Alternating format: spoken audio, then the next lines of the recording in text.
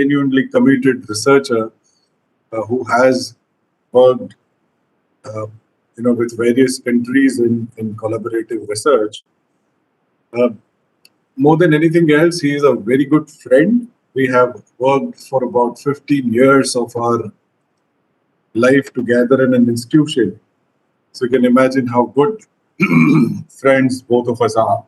And I take pride in introducing him. This is the first instance when I'm formally introducing him in the capacity of a scientist. So I take pride and honor in this particular endeavor.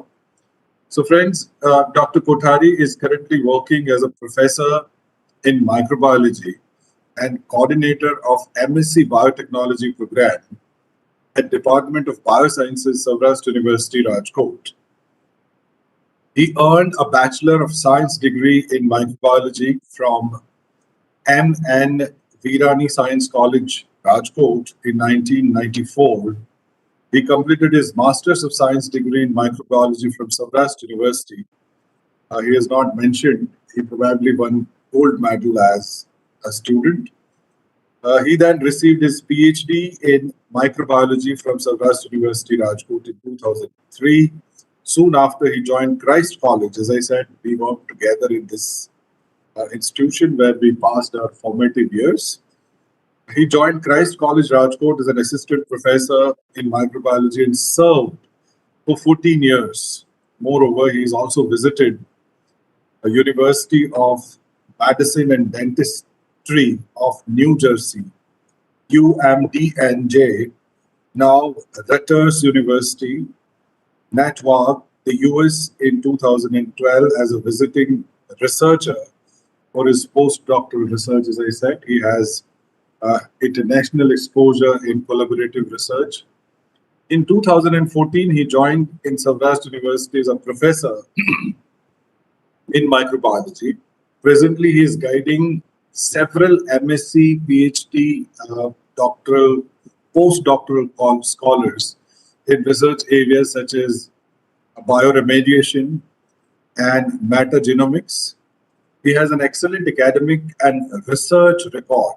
He is associated with various internationally reputed academic and research organizations with the countries and within country and overseas via diverse research collaboration. He has more than 45 international peer-reviewed research publications, 11 research papers, which would be more because this probably is an old bio note that he has sent, conference proceedings, and 8 book chapters in his credit. He has published 4 books with international publishers and running 3 research projects funded by UGC, NMIECT, H.d, and DRDO. He is a DBT nominated member secretary of International Biosafety Committee, IBSC, at Bioscience Department, Saurashtra University, and a member of IBSC, Junagadh Agriculture University. In addition to this, he is a member of several academic boards of Saurashtra University. He is a reviewer and editorial board member in several international research journals. He has sequenced and published 6 whole genomes of novel bacteria and 1 viral strain. As you could see, he has visited countries like Australia, Germany, USA, as I mentioned. So a scientist, a dedicated researcher, and someone who has an international exposure. I take pride in welcoming Dr. Ramesh Kothari. Friends, you're lucky to have him because he's someone who would share with you the real life examples, not just theories, but his own experiences. So join me in welcoming Dr. Kothari. Dr. Kothari, the session is all yours now. Thank you. Thank you, Professor Joshi, and for our introduction, and Professor Rajesh Tell for giving an opportunity to. Am I audible to all? Am I audible? Okay. Yes, sir, you are. Yeah. So thank you very much for giving an opportunity to interact with viewers working in the field of the various field. And I think this talk is as a part of PhD pre-registration course, which is recommended by University Grant Commission. Right. So now I'm sharing my presentation. Professor Joshi, is it visible now? Yes, it is visible. Okay. So now I'm going to talk on publication ethics. We know that research publication nowadays, it is a very tough task if you wish to publish your research work in peer-reviewed journals. We know that there are mushrooming of various publication houses which they offer various publications in UGC recognized journal. Apart from UGC recognized journal, I think there are many journals which hold a very good scientific positions.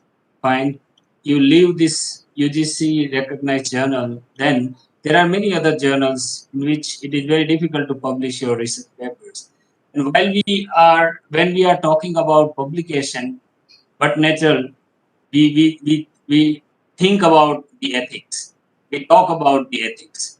Now, what is the meaning of ethics in real word of publication? Let's see. When we talk about ethics, we know that it covers the various aspect like values, research, various moral principles, ethical practices, rules of conduct, and rules of regulation. So these are various arms of ethics, various part of ethics which we are supposed to follow when we are publishing any research papers. Fine. So what is ethics in research and why it is important? Let's see the history of ethics. Now, let me try to understand what is the meaning of word ethics. Now, when most people think of ethics, moral, because we know that in our day-to-day life, we talk about morals, we talk about ethics a lot, right? But when it comes to the reality, we know, we all know, right? So when most people think of ethics, they think of rules for distinguishing between right and wrong, that what is wrong and what is right. When in Matthew's gospel, just summarize the whole of the Old Testament in a single phrase: "Do unto others as you would have them to do unto you." It is the golden rule of ethics. Its meaning is that treat other people with the concern and kindness you would like them to show towards you. So it is very well said. Fine. Am I? Is it comfortable? English and Gujarati will do. No, English, Gujarati. Fine. Or should I continue with English only? Hello.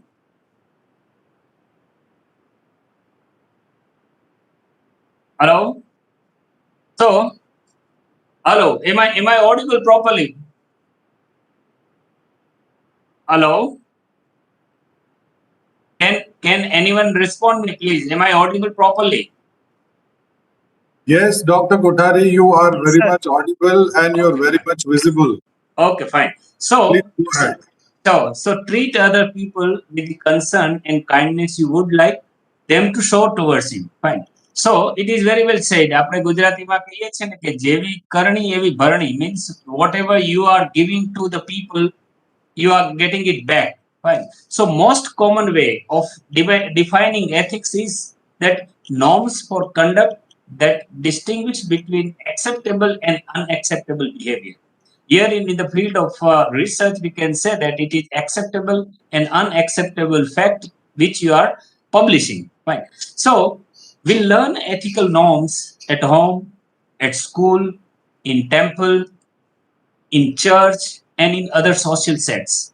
And there are various opportunity in day-to-day interaction of life. We are learning the lesson of ethics.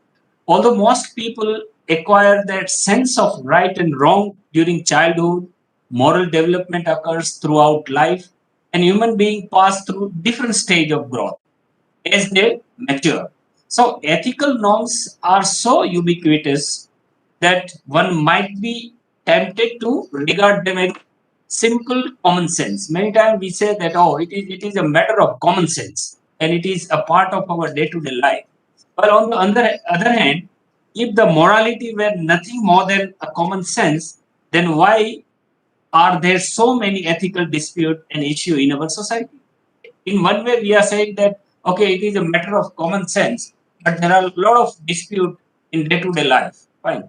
So one probable explanation of this disagreement is that all people recognize some common ethical norms, but interpret, apply, and balance them in different ways in light of their own values and life experience.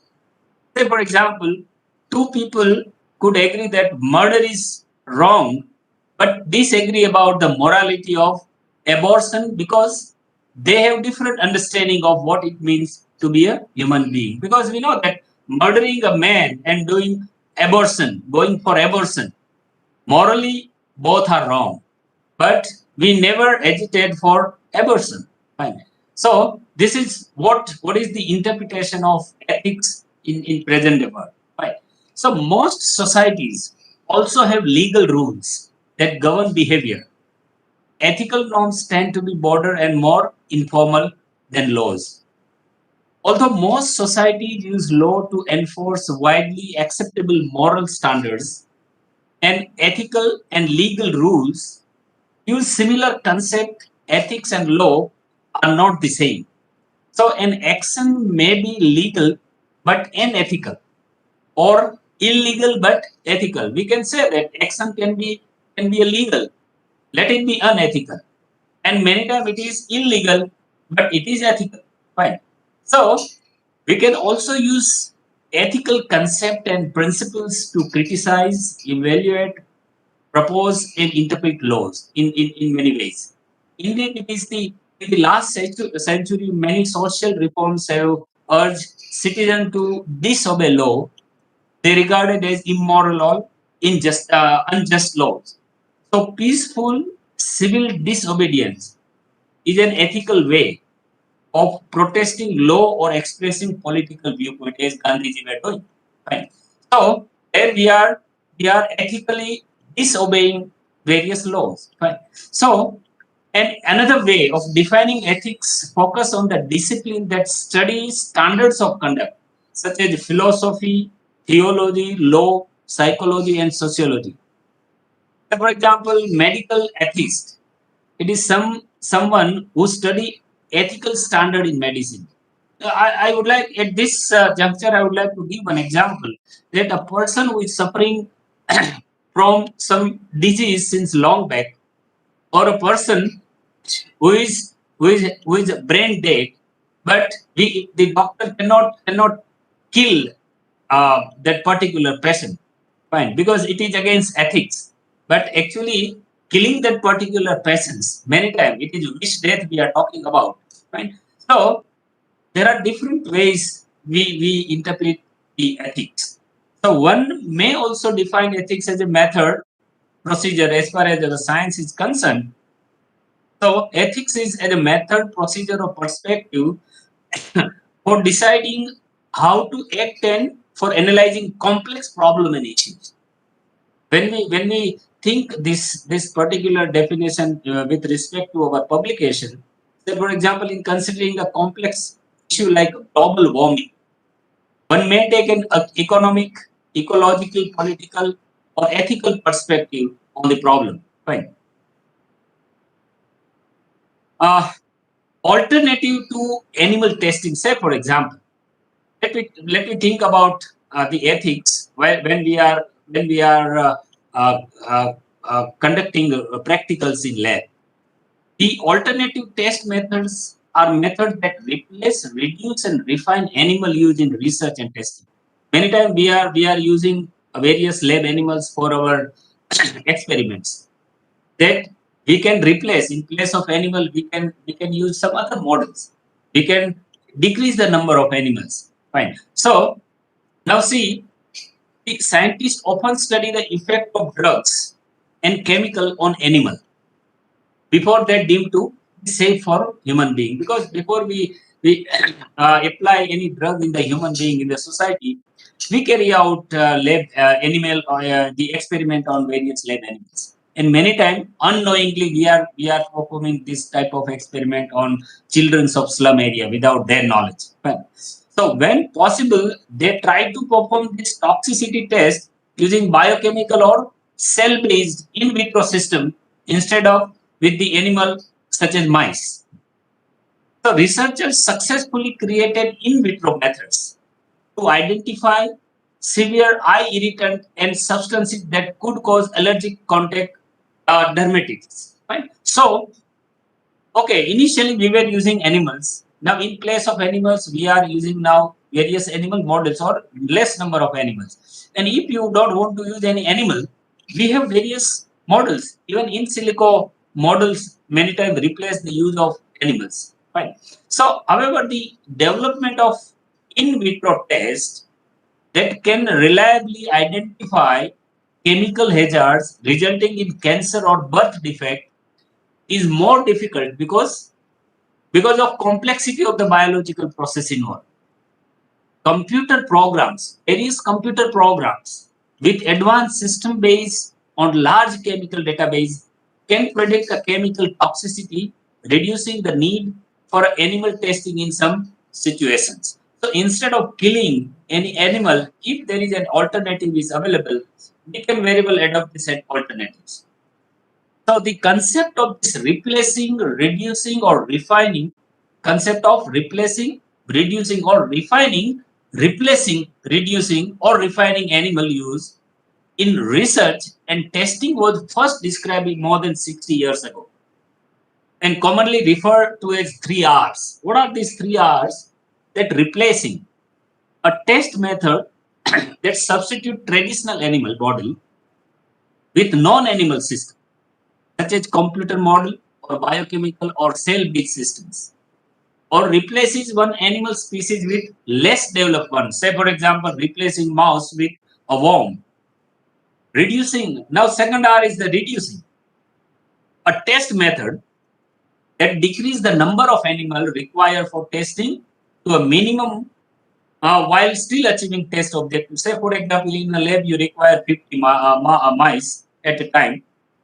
Instead of 50 mice, if you are able to carry out your experiment using 20 mice, 50% mice, fine. So that lead to the reducing number of particular lab animal. And third is the refining, a test method that eliminate pair or defect in animal or enhances animal well-being, such as by providing better housing and enrichment. Many times, when we should nurture, we should keep, we should preserve the lab animal properly. Fine. So this replacing, reducing, and refining, these are the values that support the ethics in the research. Fine.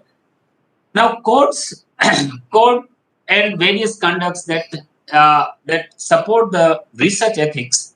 Many times, given the importance of ethics for the conduct of research, it should come as no surprise that many different professional associations, various government agencies, and various academic and research universities have adopted specific code, rules, and policy related to research ethics. Because just like this, their vision and mission statement, they have ethics, policies, various rules that each and every university hold. So many government agencies have ethics rule for funded research. Fine. So let these are the various ethics rules. Fine. Say for example, if you want to see in nutshell, that this integrity, respect, rules, regulations, justice, dignity, confidentiality, competence, moral principle, ethical practice, value, privacy, honesty, fine, benefits, autonomy. These are all ethical values that one should follow in particular institution. Now, let's see these various ethical principles. Say, for example, honesty. So, what is the importance of honesty in your research? Be honest in all scientific communication. When you are doing any scientific communication, you be very much honest. Honesty and fair support as as fairly your report your data, results, methods, procedures, and publication status. Do not fabricate, falsify, or misinterpret data. Don't misinterpret data. Say, for example, if you have you, normally normally in any experiment, generally we take 3 readings. We calculate average, fine, and then we represent data. Many times based on one simple reading, we manipulate remaining 2 readings and we calculate in that way.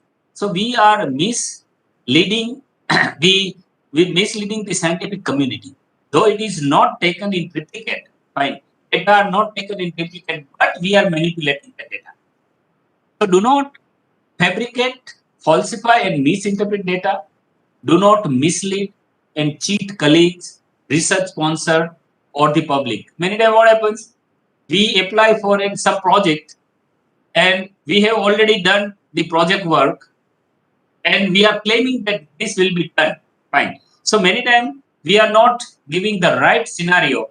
Fine. And many times we are showing the various local, national, and international importance of that particular research work based on various references. But we are not giving right information.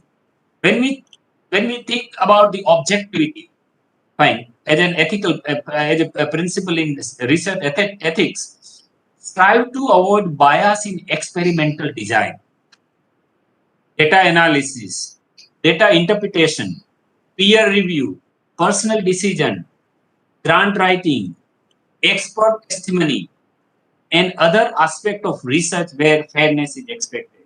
Say, for example, presenting a research paper which is a part of your 3 to 4 PhD student, and if you are not acknowledging your PhD student, then it is not ethically right. Fine. Avoid or minimize bias or self deception. Disclose personal or financial interests that may affect the research. When we talk about the integrity in research, keep your promises and agreements, act with sincerity, maintain consistency of thoughts and actions. You are speaking something and it is not reflecting in your action, then there is no integrity at all in your research. Carefulness. Avoid carelessness, error, and negligence. Carefully and critically examine your own work and the work of your peers. Say, for example, you are reviewing paper of any researcher. Don't be biased. So you are working in the same field, because reviewing paper, by reviewing paper you come across various new things which you are not came across yet. So don't be biased. If you are not able to justify it properly, at least don't harm the researcher. Keep good record of your research activities, such as data collection, research design, and correspondence with agency or journals. Say, for example, you are submitting data in any national or international agency. Fine. Say, for example, you have isolated a very good microorganisms which is novel in its nature, and to maintain that particular organisms, you are depositing in various depository. Fine. So and agentness is very important in the field of science. Data sharing of results, ideas, tools, resources, it is very important. We know that during various conference and various scientific gatherings, we are sharing our ideas. Fine. So because we know that sharing your ideas make your idea more stronger than whatever idea you have. Fine. So openly share your ideas. You share your results. Fine. Various tools and resources. Be open to criticism and new ideas, because we know that criticism is the best way to rectify the mistake in your ideas. Fine. It makes your idea more concrete than what you have in present. Transparency. Disclose methods, materials, assumptions, analysis, and other information needed to evaluate your research work. Whatever, because many time we are writing in a particular paragraph, these are our finding, and in bracket we write data not shown. Why you are not showing your data? Then on which basis you are giving this conclusion? So disclosure is very important. Fine. And disclosure again, many times we write acknowledgement at the end of any paper, and if we publish in very good journal that this particular research work was carried out under the grant of so and so funding agency. Fine. So acknowledgement is very important. Accountability. Take responsibility for your part in the research. Be accountable. An explanation or justification of what you did on a research project and why. Because we know that nowadays many journals are asking that what is it? Say, for example, there are five authors in a journal. One is lead author, one is corresponding, and remaining are co-authors. So, what was the role of each particular person? Say, for example, the communicating authors has conceptualized the research idea. Then experiment was carried out by lead author. Then refining of manuscript was carried out by a particular co-author. So explanation should be given at the end of your paper every time. Intellectual property. Honor this honor patents, copyright, and other form of intellectual property. Do not use unpublished data, methods, or results without permission. Fine. Don't steal data of already patented items. Fine. Give proper acknowledgement of credit for all contribution to the research, and never go for plagiarism. We know that nowadays there are various tools and technique to find out various plagiarisms. We know that we nowadays, as suggested by University Grant Commission, we are using software Urkun. But if you go for other well advanced plagiarism software like Authenticate, fine, Turnitin, so you will find a huge variation in that particular plagiarism reports. Right. So try to avoid plagiarism in your scientific writers. Confidentiality. Protect confidential communications, such as paper or grants submitted for publication. Maintain confidentiality of personal record, trade, or military secret, and patient record. Many times, say for example, in the field of medicine, if someone is you are going to a doctor, fine, and doctor is also a friend of your friend, fine. The doctor should not inform or should not disclose the medical secret to with your friends, because medical secrecy is your moral right, and many times disclosure of this medical secret many times directly or indirectly affect your life. Right? So the confidentiality of your results many times when you are working on military research, the secrecy in military affairs and medical science is very important. Responsible publications. Publish in order to advance research and scholarship. Do not advance just your own career. Generally, what we project that I have these many publications, I have these many research project in my credit. You do science for the goodness of science, not only to strengthen your CV. So, advanced research, with advancement of your career. Avoid wasteful and duplicative publications. Many times we know that people are changing title of a research paper. Many an incidents happened before 5 years. I came across a research paper that simply title was changed. It was in medical field. They have changed title, remaining 100% text was copied. Fine. So this type of practice is also unethical. Responsible mentoring to educate, mentor, and advise students, promote their welfare, and allow them to make their own decision. Many times, what happens? Students, when students are approaching for any research work, fine, they generally ask that, sir, you in which field you are working, and it becomes mandatory for student to work in the field where his or her guide is working. But I don't believe in that philosophy. Students have marvelous idea. Many times students know better than you, and we learn from students. That openness should be with us, right? So you give a topic to a student of his or her choice. They can do wonder. Fine. So this the making that particular their own decision many times, because we know that students are crown of any guide, provided you give them a proper freedom and guide them properly. Respect for colleague. Respect your colleague and treat them fairly, because it is an issue when I would like to discuss one incident in this respect.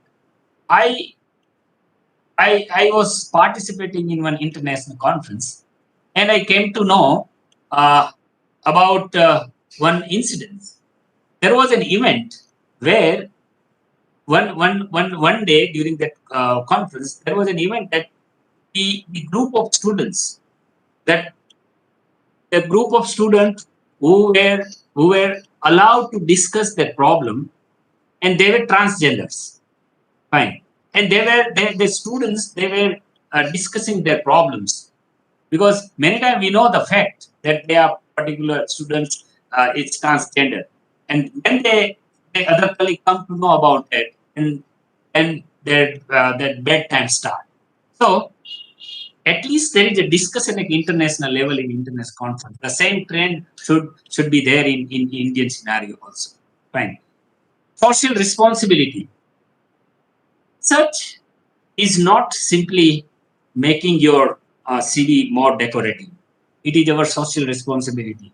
Strive to promote social good and prevent or mitigate social harm through research, public education, and advocacy. Say, for example, in Corona time, I think a very good initiative has taken by South Gujarat University by Professor Rajesh Patel and his team for starting an RT-PCR lab for diagnosis of COVID-19. So this is called social responsibility. Any department working on psychology or sociology, psychology particularly, they guide students, they guide many in society, many people who are having some weak thought, and many times they are thinking to go for suicide. So by mentoring them in a different way, you can fulfill your social responsibility. Avoid discrimination, because non-discrimination is very important in the field of science, because science never believe in discrimination, right? Because there is no word like discrimination in the dictionary of science in research. Avoid discrimination against colleague or student on the basis of sex, race, ethnicity, or other factors not related to scientific competence and integrity. Give honor to each and every people or coming people from any part of the world. Competence. Maintain and improve your own professional competence and expertise through lifelong education and learning. Take steps to promote competence in the science as a whole. Many times what happens when some student or some colleague are extraordinary in his or her work, so instead of pulling their leg give your hand so that it becomes important for society also. Right? Legality. Know and obey relevant laws and institutional and government policy. It is your moral duty to obey the principle, various laws, and whatever conditions are given by the institution. You are bound to abide this when you are working with any particular animal care. For example, show proper respect and care for animal when using them in research. Do not conduct unnecessary or poorly designed animal experiment. Unnecessarily don't kill animal. Recently, I don't know exactly, but one lab has kept one statue of mouse who is knitting DNA strand. Before 1 or 2 days, I saw in the newspaper. If I'm not wrong, it is today's newspaper that mice, instead of putting a statue of any great scientist, they have kept a statue of mice outside the research institution knitting DNA strand. So it is a respect for that lab animals, due to which we are having today this medical system. Human subject protection. When conducting research on human subject, minimize harm and risk and maximize benefits. Respect human dignity, privacy, and autonomy. Take special precautions with vulnerable populations. Strive to distribute the benefit and burden of research fairly. Fine. So the human subject protection is also very important. So these were various ethical principles which are required, which are obeyed, which are given by various research institutions. Now, ethical decision making in research. Many times we are at the thought step, and where we are bound to make certain ethical decision in practically in our research life. The codes, policies, and principles are very important and useful in research. A set of rules do not cover every situation all the time, and they often conflict and hence require considerable interpretation. It is therefore very important for researchers to learn how to interpret, assess, and apply various research rules and how to make decision and to act ethically in various situations. Right. So let's take a few example of ethical rule in research. Right. What happens in different situations? Say, for example, I am giving one case study that, say, for example, the research protocol for a study of drug on hypertension require administration of drug at a different dose to 50 laboratory mice. Means one person is doing experiment and that person is required 50 mice at a particular time. With chemical and behavioral tests determine the toxic effect of a particular chemical. Right? Say, for example, that person is Tom.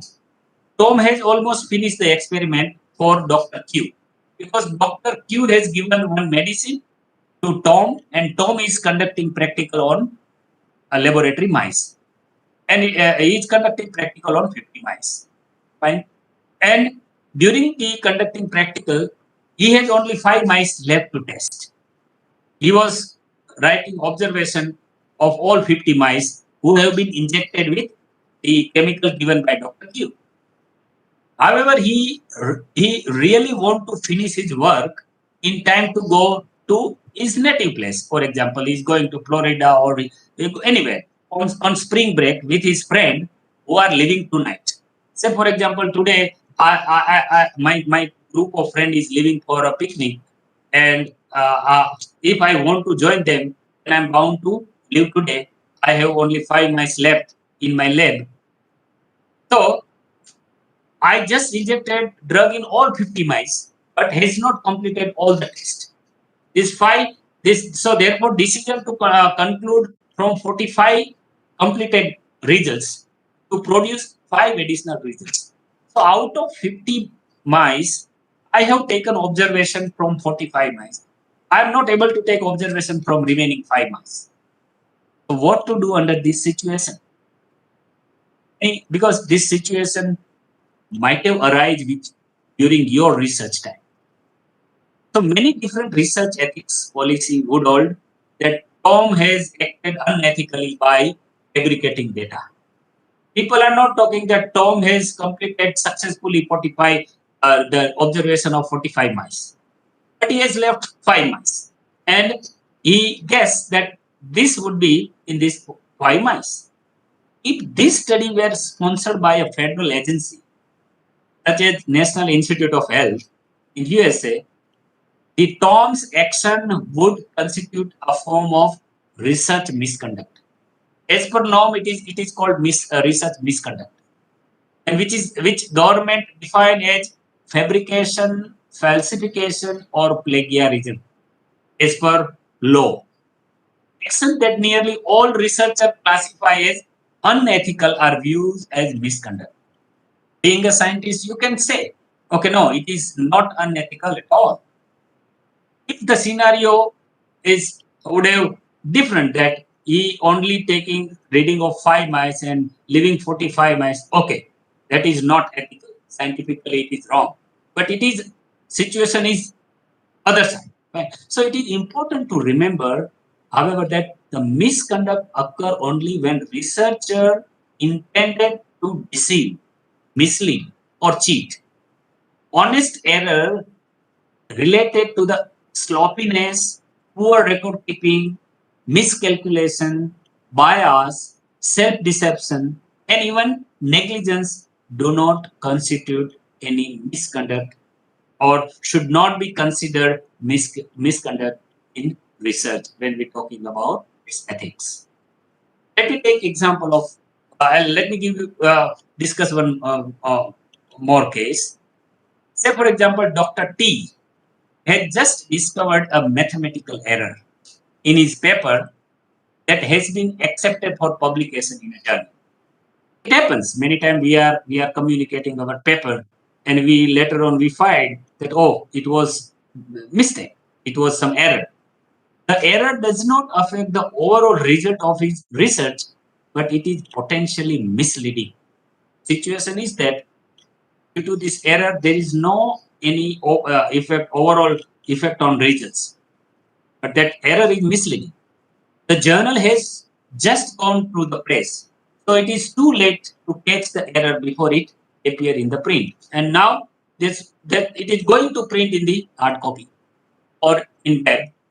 So in order to avoid embarrassment, Dr. T decided to ignore the error. Now this is the situation. See carefully that because there are certain conditions. The research publication, they give you one copy, proof copy, that now this is the last opportunity. Now you cannot change the name of your author. You cannot make any change in the affiliation, something like that. So that particular stage is passed in communication. Fine. So now it is the only way with Dr. T to avoid the this mistake. Dr. T's error is not misconduct, nor is his decision to take no action to correct the error. Most researchers, as well as many different policies and codes, would say that Dr. T should tell the journal and any co-author about the error and consider publishing a correction or misprint. Failing to publish a correction would be unethical because it would violate norms relating to honesty and objectivity in the research. But no, at this stage, Dr. T is not doing anything ethically wrong. There are many other activities that government does not define as misconduct, but which are still regarded as by most researchers as unethical. And government is not in government definition it is not misconduct, but in our even in our brain, in our mind, it is misconduct. Fine. So these are some referred as other deviations. Say, for example, publishing the same paper in two different journals without telling the editors. This many people are doing. submitting the same paper to different journal without telling the editor, because parallelly they are communicating with two journals. Because and whenever it is accepted in one journal, they withdraw paper from other journals. Not informing a collaborator of your intent to file a patent in order to make sure that you are the sole inventor. Many times they're hiding. They simply file a patent on his own name only. They don't mention the contribution of the co-authors. Including a colleague as an author on a paper in return for a favor, even though the colleague did not make a serious contribution to the paper. Discussing with your colleague confidential data from a paper that you are reviewing for a journal. Suppose you're reviewing paper for your journal and you are discussing that particular paper with your colleague. Using data, idea, and method you learn about while reviewing a grant or a paper without permission. Ideally, you cannot use any data, any idea, or methods of any researcher whose research work you are reviewing. Many times, what happens? You are stealing their idea. You are rejecting his or her paper, and you are fabricating his or her idea, and again you are publishing on your name. That practice is going very well in Indian scenario that we know. Trimming out layers from a data set without discussing your research in papers, using an inappropriate statistical technique in order to enhance significance of your research. Many times we know that data which are not statistically significant doesn't make any sense. So data are not statistically, simply they write a footnote that data are statistically significant and they are analyzed statistically. Fine. But there are no any record. Fine. By passing the peer review process and announcing your results through a press conference without giving peer adequate information to review your work. Many times we are discussing without following any official guideline. Conducting a review of literature that fails to acknowledge the contribution of other people in the field or relevant to your work. Because you might have seen in each and every slide of my presentation, I have mentioned from wherever I have taken this source material, it is our duty to acknowledge that from where it is taken. Fine. But many times we never give acknowledgement to other contributors. Stretching the truth on a grant application in order to conceive reviewer that your project will make a significant contribution to the field. Stretching the truth on a job application or curriculum video. Giving the same research project to two graduate students in order to see who can do it faster. Overworking, neglecting, and exploiting graduate or postdoctoral student for your own work. Failing to keep good research record. Failing to maintain research data for a reasonable period of time. Making derogatory comment and personal attacking on your review and author submission. Because many times we are giving some such a comment that it is many times it is insult of the particular communicator. Promising a student a better grade for a sexual favors. Many cases are coming up in the society nowadays, you must be knowing. Using a racist epithet in the laboratory. Making significant deviation from the research protocol approved by your institution's animal care and use of committee or institutional review board for human subject research without telling them the committee or the truth. So, not reporting an adverse event in a human research experiment. Wasting animal in research. Unnecessary, we are wasting 50 animals, mean 50 lives. And your experiment fails. Exposing student and staff to biological risk in violation of your institutional biosafety rules. Many times students are dealing with such toxic chemical without any safety measures. And sabotaging someone's work, stealing supply, books or data, or you can say manipulating data on screen. Then rigging an experiment so you know how it will turn out. making unauthorized copies of data, paper, or computer programs, owing, say, for example, $10,000 in stock in a company that sponsors your research and not disclosing his financial interest. So someone is giving you fund and you are not telling that this project was funded by so and so, and deliberately overestimating the clinical significance of new drug in order to obtain economic benefit. So these are various questions that are always knocking door to researchers. I would like to discuss one last case uh, in ethics in research. Say, for example, Dr. Wexford is the principal investigator of a large epidemiological study. So Dr. Wexford is doing epidemiological study in which on health area, in which he is working on 10,000 agricultural workers. So Dr. Wexford have data of 10,000 workers working in the agricultural field.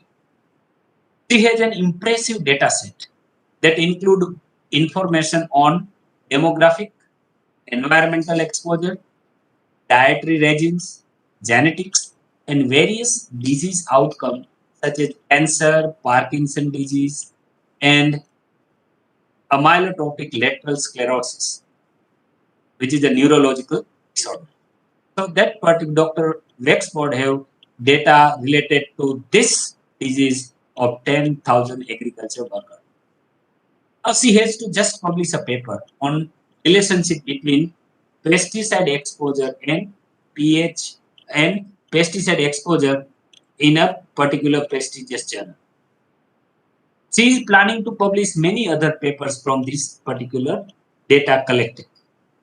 Now, one fine day morning, she received a request from another researcher team that particular team access to her. They want access to their data, complete data set. They are interested in examining the relationship between pesticide exposure and skin cancer.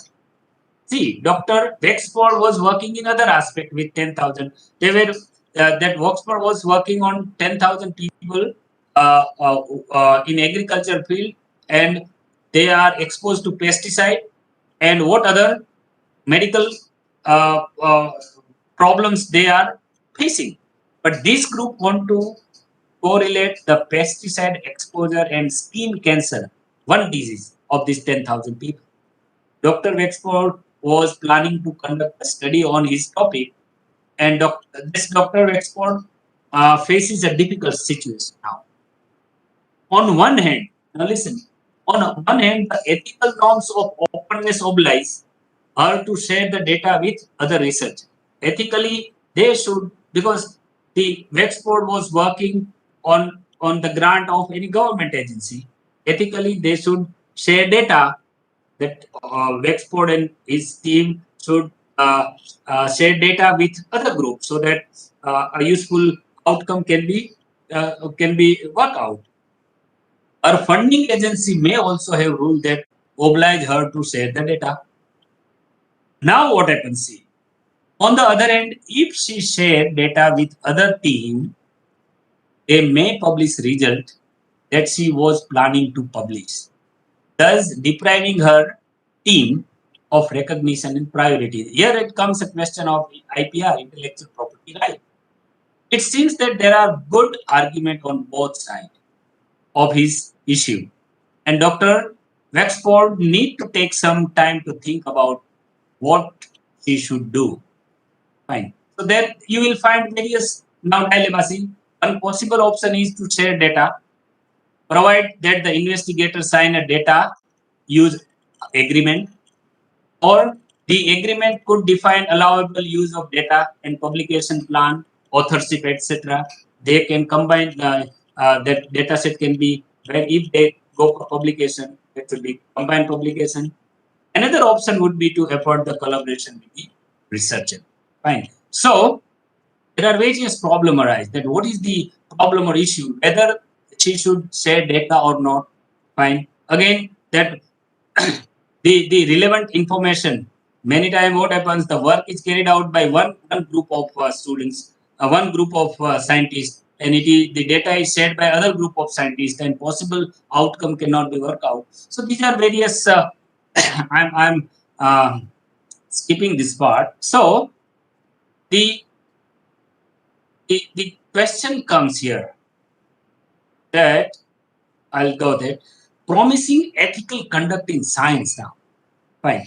See, most academic institutions in the United States or in India even require undergraduate and graduate and postgraduate students to have some education in the responsible conduct of research.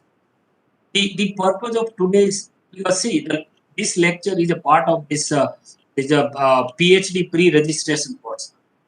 So our question is this type of information, this type of discussion, this type of deliberation should be there with the researcher or not?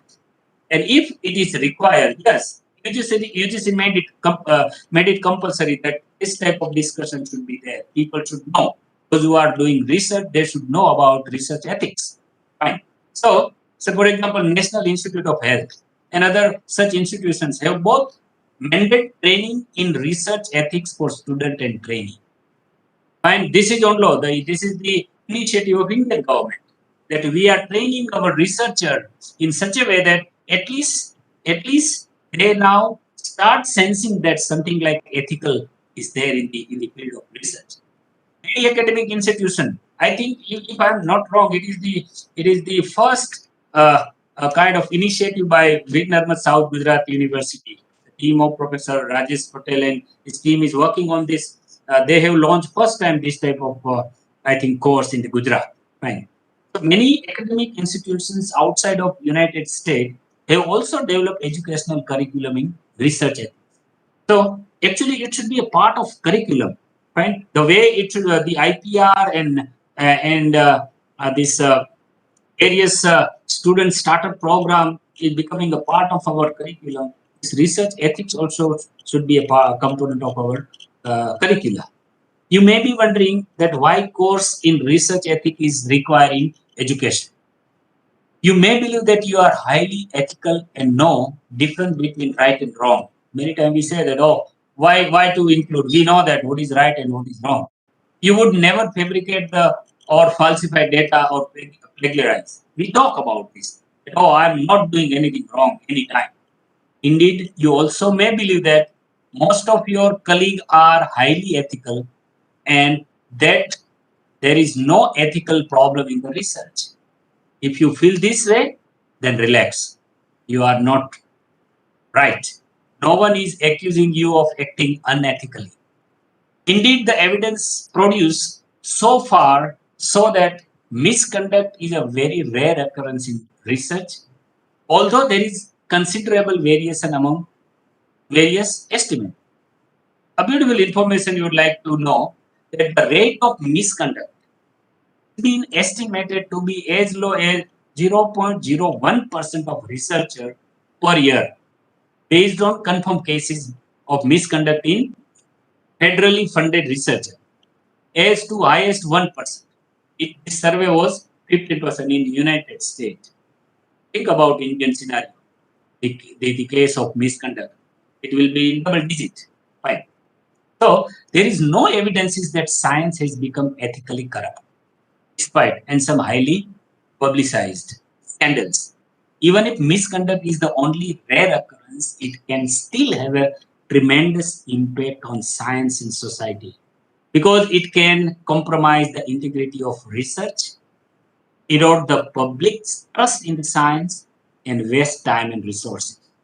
We know that there are thousands of publications now in Delhi and many other cities that they are buying your thesis. You give money, they will give you thesis. On which subject you want thesis? Recently, I came to know across this type of reporting that people were buying thesis. They are writing thesis for you. They are publishing book for you. They are giving this ISBN number. Fine. So you will find many times the same ISBN number in 10 books. So this type of practice is going on in Indian scenario. Will education in research ethics help reduce the rate of misconduct in science? It is an obvious question. It is too early to tell. The answer to this question depends in part on how one understands the cause of misconduct.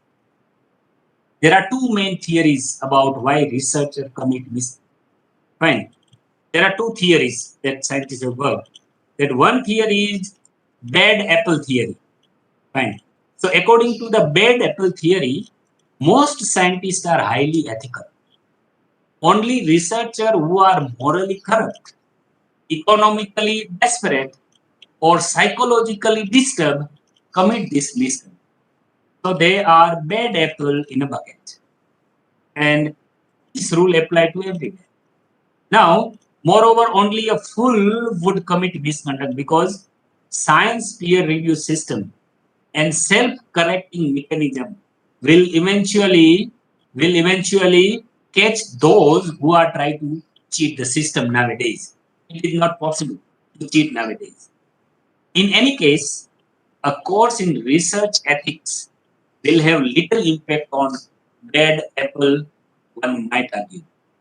According to other theory, that is stressful or imperfect environmental theory, misconduct occur because various institutional pressures, incentives, constraints encourage people to commit misconduct.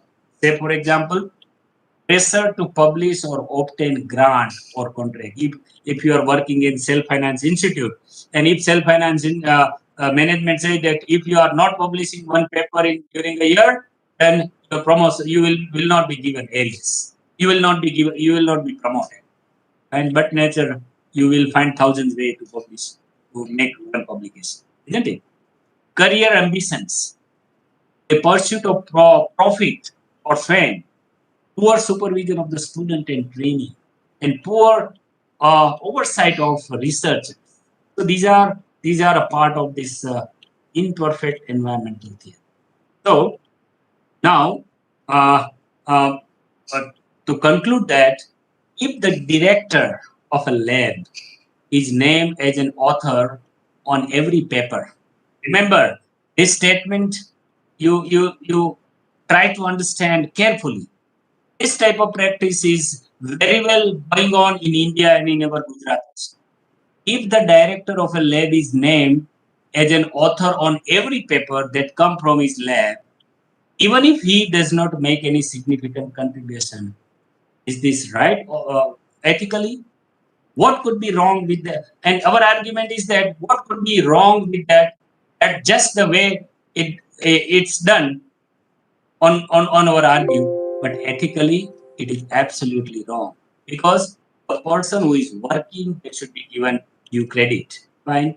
So if if deviations from ethical conduct occurs in research as a result of ignorance or a failure to reflect critically on problematic traditions, then a course in research ethics may help reduce the rate of serious deviation by improving the researchers' understanding of ethics and by sensitizing them to him or her the issue. Finally, education in research ethics should be able to help researchers to cope up with ethical dilemmas they are likely to encounter by introducing them to important concepts, tools, principles, and methods that can be useful in resolve dilemma. So, scientists must deal with a number of different controversial topics such as human embryonic systems, cell research, cloning, genetic engineering, and research involving animal and human subjects, which require ethical reflection and deliberation. So, with this, I would like to conclude my ideas on ethics.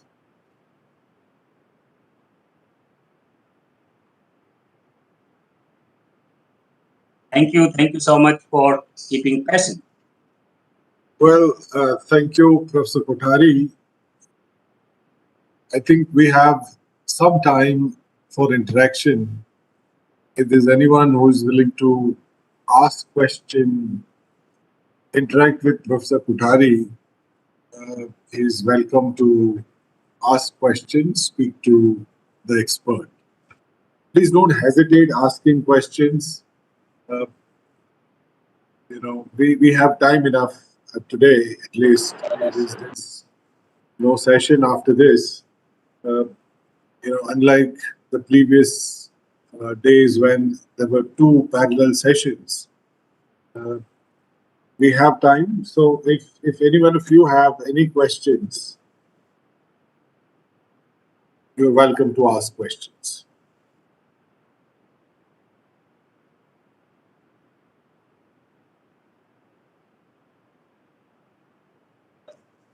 Hello. Dr. Kothari, thank you very much. I was not able to join the meeting, but just now I came in my room, so I thought at least I will just have interaction with you. So thank you very much for sharing your ideas with our students. That would be really beneficial for our students. And thank you very much for giving an opportunity to interact with great people. Fine. Yes, if you have any question, please feel free to ask. No question is always a big question. So, Yeah. I think students should understand the expert of this literature are not available when you go and see them.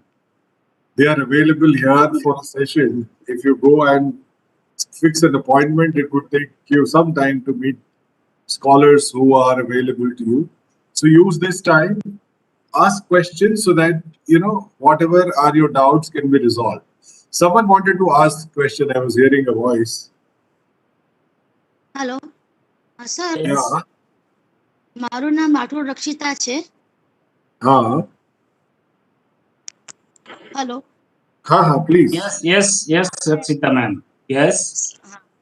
Sir, આપણે છે ને impact factor અને impact score આ બંને વચ્ચે difference શું છે? Impact factor and I came across the impact factor, but first time I'm hearing the impact score. કારણ કે છે ને આપણે સાહેબ મેં છે ને આપણે કેટલીક એવી જર્નલ મેં છે ને સર્ચ કરીને જોઈ છે સ્કોપની, એમાં છે ને ઇમ્પેક્ટ સ્કોર આપેલું છે ઇમ્પેક્ટ ફેક્ટરની જગ્યા પર. So that site score.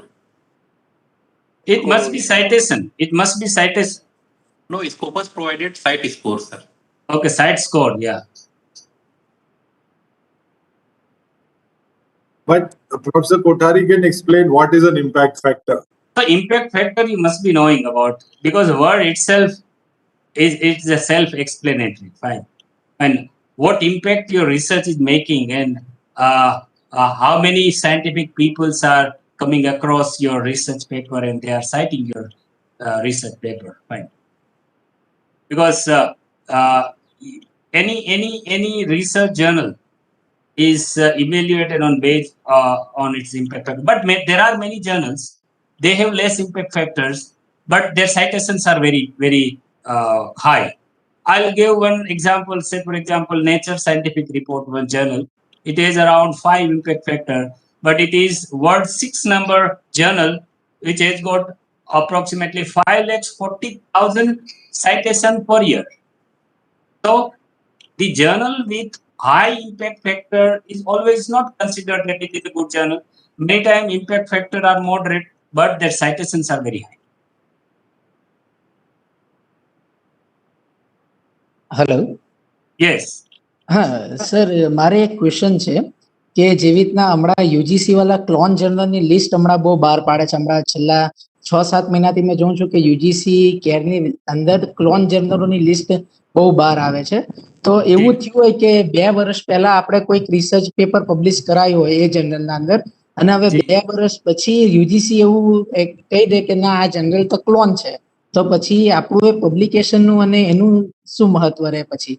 નહીં સર, જે તે સમયે જ્યારે પણ એ રૂલ હોય, સે ફોર એક્ઝામ્પલ 2018માં તમે જ્યારે પબ્લિશ કર્યું ત્યારે એ જર્નલ તમારા યુજીસી લિસ્ટમાં જો રેકગ્નાઇઝ લિસ્ટમાં હોય તો એ રેફરન્સ સાથે you can claim credit. No one can say that it is no importance at all. Your journal definitely can be consider, because ઘણી જગ્યાએ અમે પણ આ સ્ક્રુટિનીમાં આ ઇસ્યુ ફેસ કરતા હોઈએ છીએ. પણ જે તે સમયે ફાઇન ફોર એક્ઝામ્પલ 2018માં 500 જર્નલ હતા, આજે 300 જર્નલ છે. તો 200 રિમેનિંગ જર્નલમાં તમારા જે પબ્લિકેશન હતા એનું કોઈ ઇમ્પોર્ટન્સ નથી એવું ન બને. ફાઇન. જે તે સમયે એ લિસ્ટમાં હોય then it must be considered. ને એટલે સર એકચ્યુઅલી એ લિસ્ટ માંથી કાઢી નાખે એ નહીં, એ લોકો એ જનરલ ને એઝ અ ક્લોન જર્નલ બતાવી દે છે કે આ જનરલ ક્લોન છે. If it is the misconduct, I would say, then it is removed. Fine. If it is the copy of other journal, then it is a big problem. Then there are all possibilities that it cannot be considered.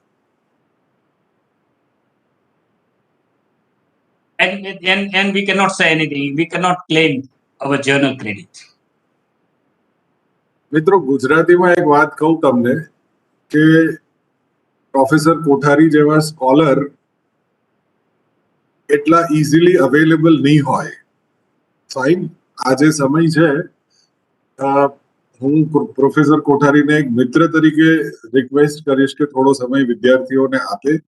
ખુલ્લા મનથી ગુજરાતીમાં, કાઠિયાવાડી ગુજરાતીમાં કે સુરતી ગુજરાતીમાં જે કંઈ પ્રશ્નો હોય એ આજે તમે પૂછી શકો છો. He is a very forward looking person. He will be able to tell you everything with his experience. તો હું વિદ્યાર્થીઓને પણ રિક્વેસ્ટ કરી કે ભાઈ, take this opportunity. If you have any doubts, any questions, solve it. You have an eminent scientist with you who will be able to help you solve your problems. Hello. Yes, sir. I'm Jigar Patel from Surat. I have a question that if the UGC cannot distinguish the clone journal in time, then how we will distinguish, or how we can know that these journals it will be cloned in future or not, or how the UGC is proceed to identify and distinguish the original journal and the clone journal? See, this question comes at the time of communication.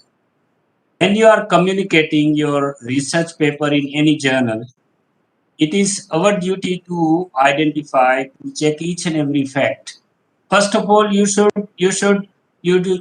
check whether it is in the list of UGC or not. One thing. There are many other ways, because indirectly also you can consider, you can go for their archives, list of archives, how old this journal is, right?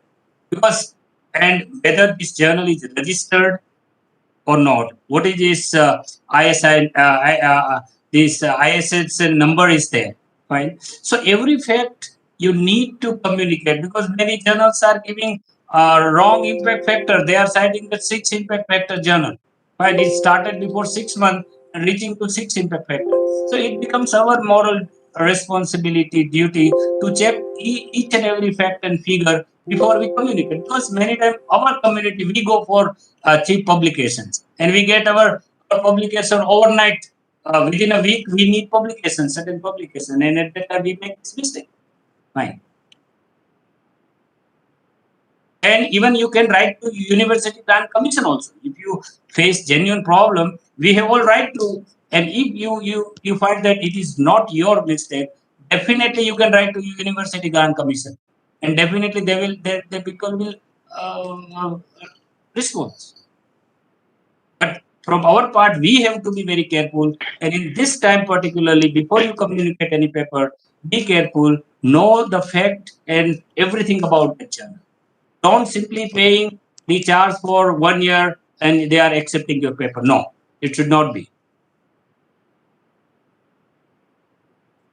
Hello sir. Yes, sir. Yes.